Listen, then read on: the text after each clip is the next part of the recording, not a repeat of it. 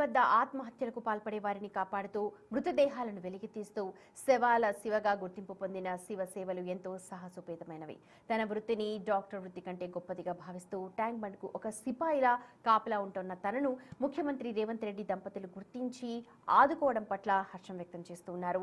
గతంలో ఎంతో మంది భరోసా ఇచ్చినా నిలబడలేదని, ప్రస్తుతం ప్రభుత్వం ఇస్తోన్న మద్దతుతో తన జీవనానికి ఒక గుర్తింపు లభించింది అని ఆనందం వ్యక్తం చేస్తున్నాడు శివ.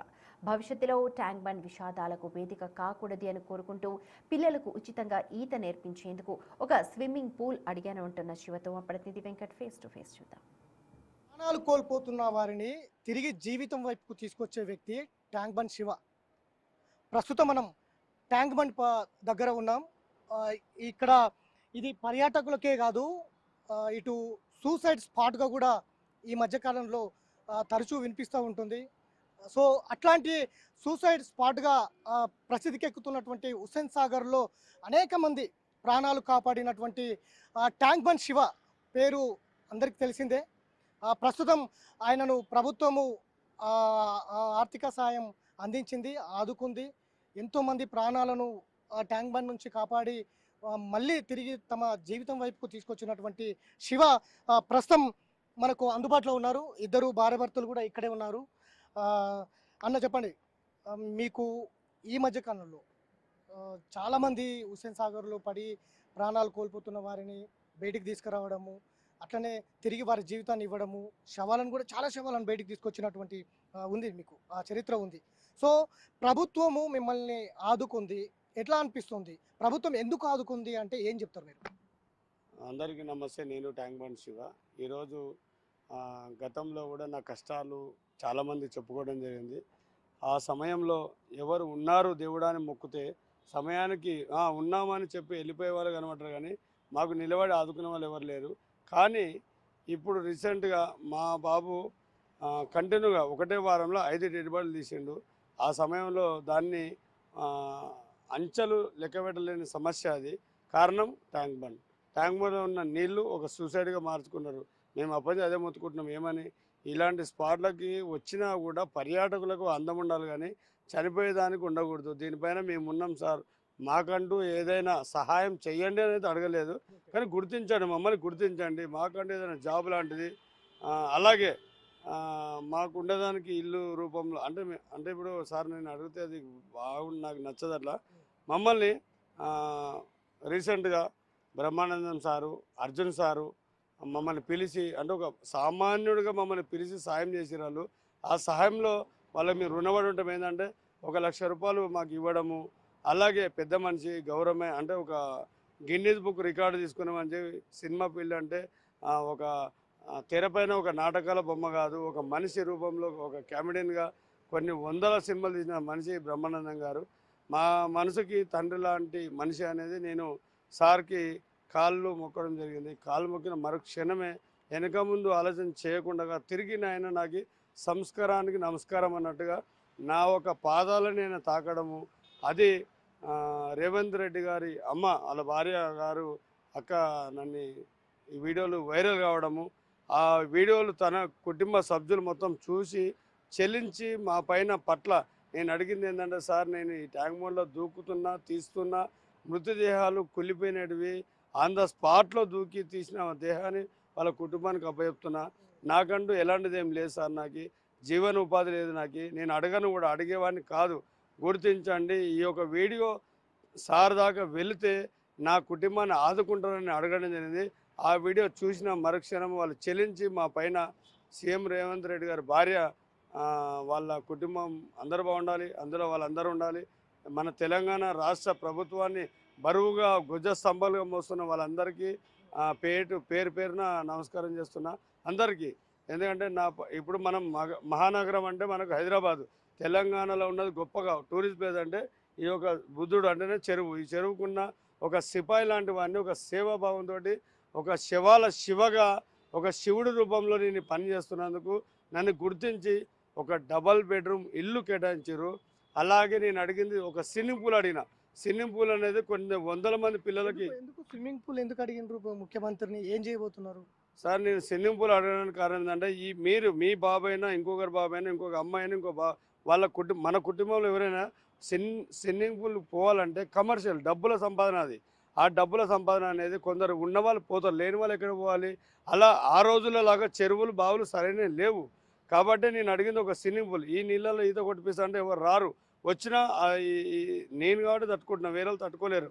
కాబట్టి స్విమ్మింగ్ పూల్ కట్టిస్తే కొన్ని వందల మంది పిల్లలకు ఈత నేర్పిస్తా, వాళ్ళు ప్రాణాలు కాపాడుకుంటూ ఇంకొకరి ప్రాణాలు కాపాడుతారనే నా నమ్మకం. అలాగే నేవీ ఉండొచ్చు, వాళ్ళ ఉద్యోగాలు సంపాదించుకోవాలంటే ఒక స్పోర్ట్స్ కావాలి.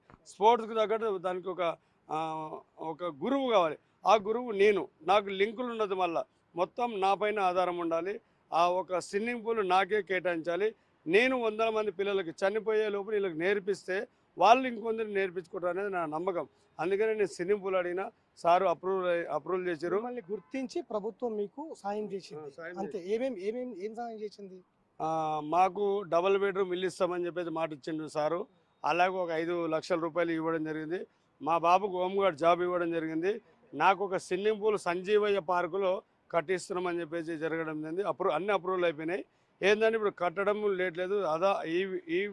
ఈ వీడియో ఖచ్చితంగా సార్ వింటే ఆయన చేతుల మీదనే అది మళ్ళీ ఓపెనింగ్ అయ్యి ప్రజల్లో ఉన్న పిల్లలందరికీ ఆ ఒక స్విమ్మింగ్ పూలు, దాని కళ, దాని వెనుక ఉన్న ఆలోచన ఏంది అనేది ప్రజలకు తెలుస్తుంది. నేను అదే కోరుకుంటున్నా. ఈరోజు నాకు సరే, మీ కష్టాన్ని గుర్తించి ప్రభుత్వం మిమ్మల్ని ఆదుకుంది, ఆర్థిక సాయం చేసింది. మీకు హ్యాపీ. ఓకే. మీరు చేస్తున్న శ్రమ ఎవరు చేయరు వాస్తవానికి.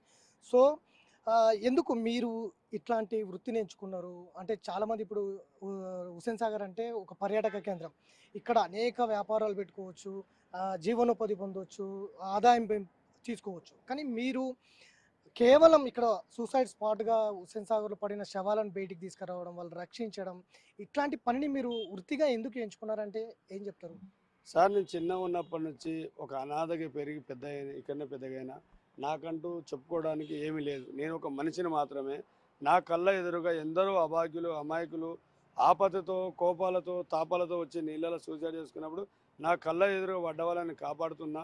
27 సంవత్సరాల నుంచి నేను 141 మంది ప్రాణాలు తెగించి కాపాడినా.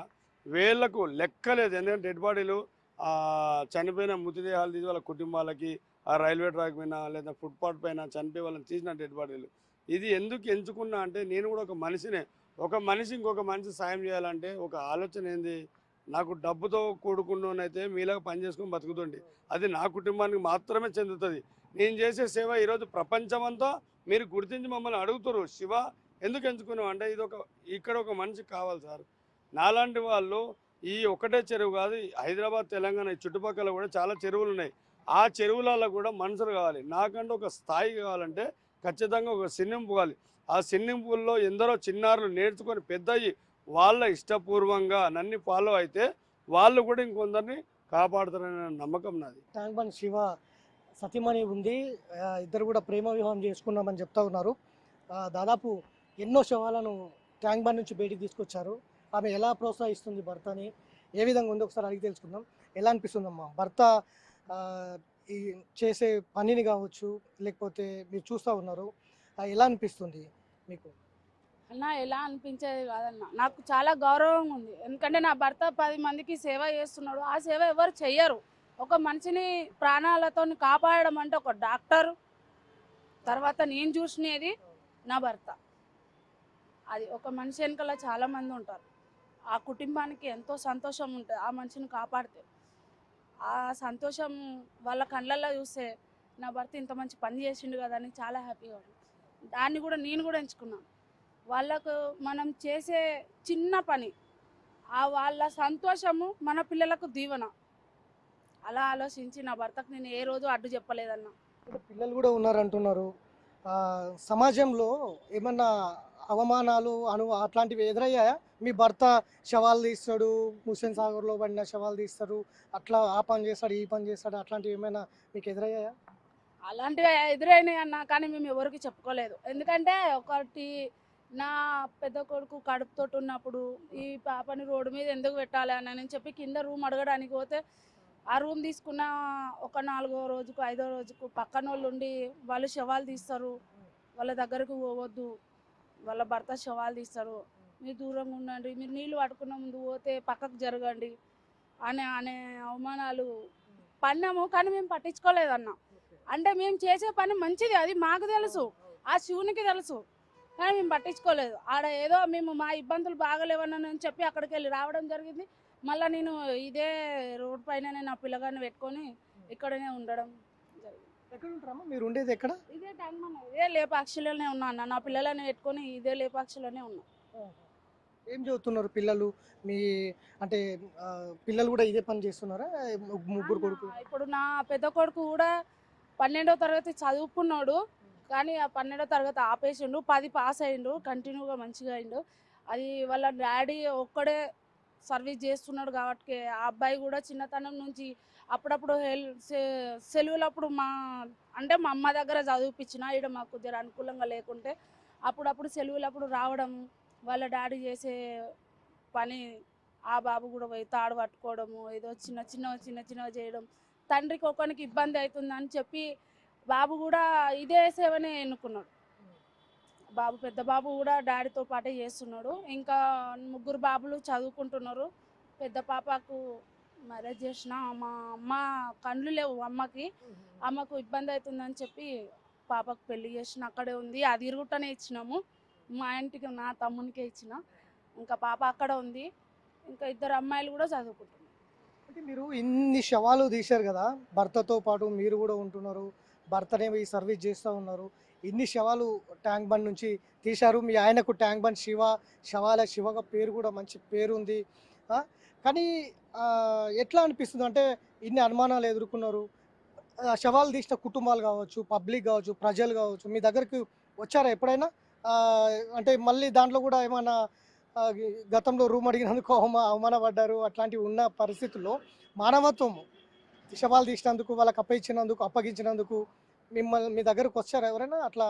అన్న ఇప్పుడు నా భర్త ఒక 2 లవర్స్ వాళ్ళు వదిన మరిది తెలియదు, వాళ్ళని కాపాడినందుకు వాళ్ళ భర్త వచ్చి మాకు మీరు నా ఇంటి దేవతను కాపాడిరు అని చెప్పి వచ్చి నా భర్తకు హ్యాండ్స్ ఆఫ్ చెప్పడము, ఆయన నా ప్రాణాన్ని కాపాడినవని మమ్మల్ని ప్రోత్సహించడము నాకు మంచి హ్యాపీగా అనిపించింది అన్న.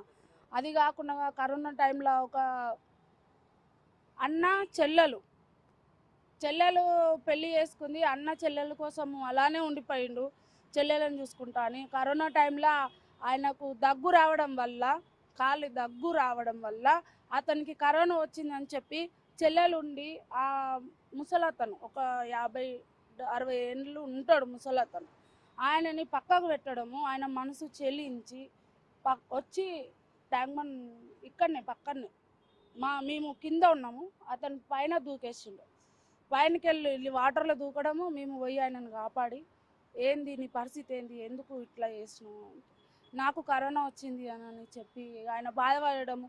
అది అతన్ని ఇంటికి పంపించినాక వాళ్ళ చెల్లెల భర్త వచ్చి మా హస్బెండ్కి ఒక కొంచెం మనీ ఇచ్చి మమ్మల్ని ఆదుకున్నట్టు ఆయన నేను కాపాడినవానని చెప్పి వచ్చి మమ్మల్ని మా పిల్లలని చూసి చాలా సంతోషపడి, మా దీవెనలు మీకు ఎప్పుడు ఉండాలి, మీకు ఏదన్నా ప్రభుత్వం తరపు నుంచి ఏదన్నా రావాలని నా మనస్ఫూర్తిగా కోరుకుంటున్నాను ఆయన మాకు చెప్పడము. ఇదే ఏమో అంటారు కదా అన్న, పుణ్యము ఎక్కడ పోదు ఆయన. మొత్తం ఒకలాగా ఒక వైపు అయితే మీ పిల్లలు మీ కుటుంబము అంతా ఈ ఈ పనినే వృత్తిగా ఉన్న పరిస్థితుల్లో ప్రభుత్వము మిమ్మల్ని ఆదరించింది, ఆర్థిక సహాయం చేసింది, ఎట్లా అనిపిస్తుంది ప్రభుత్వం గుర్తించడం కావచ్చు, ఎట్లా? అన్న మేము రోడ్డు మీద ఉండే వాళ్ళని గత ప్రభుత్వం కావచ్చు, ఇప్పుడు ఈ ప్రభుత్వం కావచ్చు, మమ్మల్ని ఆదుకుందంటే మాకు చాలా హ్యాపీగా ఉందన్న. ఎందుకంటే ఈ 27 నా భర్తను పెళ్లి చేసుకున్న అప్పటి నుంచి ఇప్పటి వరకు కొన్ని రోజులు మేమంటే ఎవరమో మాకే తెలియదు, మేము చేసే సేవ చేస్తున్నాము, మేము చేసేది అంతా ఎవరికి పోతుంది, డిపార్ట్మెంట్కి పోతుంది. సరే వాళ్ళు మాకు సపోర్ట్ ఇస్తున్నారు కాబట్టి మేము కూడా చేస్తున్నాం, అది కాదు. ఇప్పుడు మీడియా మిత్రుల తరపు నుంచి మేము బయటకు రావడం జరిగింది, మా పేరు బయట చెప్పడము, మా గురించి ప్రభుత్వానికి మా పిల్లలకి ఏదో కొంచెం సహాయం అందడం జరిగింది. దీనికి మాత్రము మీడియా మిత్రులకి, ప్రభుత్వంలో ఉన్న ప్రతి ఒక్కరికి, చిన్న డ్యూటీ నుంచి సీఎం వరకు, వాళ్ళ మేడం భార్య వాళ్ళ దగ్గర నుంచి అందరికీ వాళ్ళందరికీ పేరున నాకు ధన్యవాదాలు. నా కుటుంబానికి ఆదుకున్నందుకు, నా పిల్లలకు సంతోషంగా, నా కొడుకుకు ఇప్పుడు హోంగార్డ్ జాబ్ ఇచ్చిండు. లైఫ్లో మా ఇంట్లో ఒక ఆఫీసర్ ఉన్నాడు అనే ఒక నేనైతే ప్రౌడ్గా ఫీల్ అవుతున్నాను. నా ఇప్పుడు ఏ రోజు లేని ఈ సంతోషం ఈ రోజు మాత్రం మా ఇంట్లోకి వెళ్ళి రోజు ఒక అబ్బాయి డ్యూటీకి పోయి వస్తాడు కదా అని హ్యాపీగా ఉందండి, చాలా హ్యాపీగా ఉంది. ఇది విన్నాం కదా, శవాల శివ, ట్యాంక్ బండ్ శివ దంపతుల చెప్తున్నటువంటి అంశాలు. వీడియో జర్నలిస్ట్ సంతోష్తో వెంకట్, బిగ్ టీవీ, హైదరాబాద్.